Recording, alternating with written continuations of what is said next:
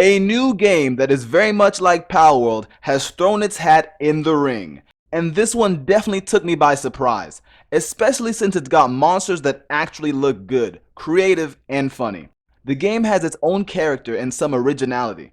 You'll see what I mean later on in the video. The game is called Kewlbiverse and it's coming to Android gaming devices. The first 3 monsters that I'm showing on the screen are based on a dog that stands upright, a bird that has a flower on its head, and a capybara with eyebrows that look like sunglass shades. Some of this reminds me of TV shows that I've watched in the past, and I think that's a good thing. I also like how the game seems to be somewhat comedic. The first NPC character that I saw in the game looks like a character from the Kirby franchise. Someone can correct me if I'm mistaken, but they may be risking a lawsuit with this character. I really think this character might be from Kirby.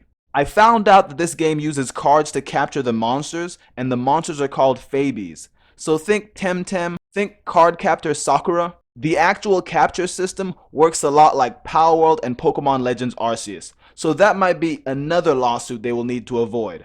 I'm just being super honest. Nintendo looks like they're coming for blood. Dogsworth is revealed in the game and they are currently mining stone when they're revealed on screen. Not long after this, the protagonist is introduced to Worry and Palm, which I actually thought was funny and creative because it's a pig and a pepper functioning as one being in the game.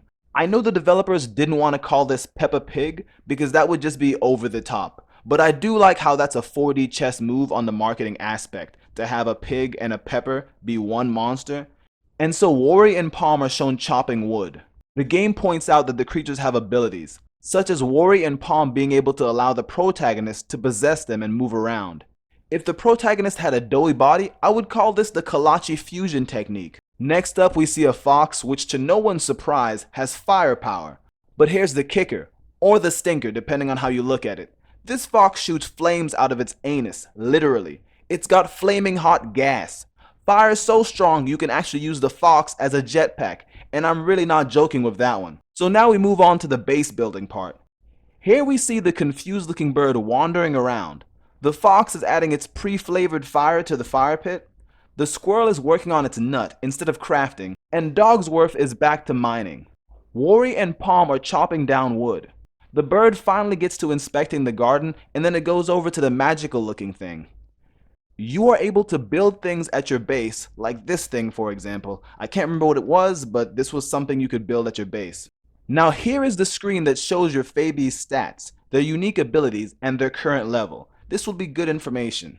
I'm curious how this game will turn out, and I hope there is no gacha system with this game. So now there's this fight with someone named Soren. The game lets you see their team and the expected difficulty of this match.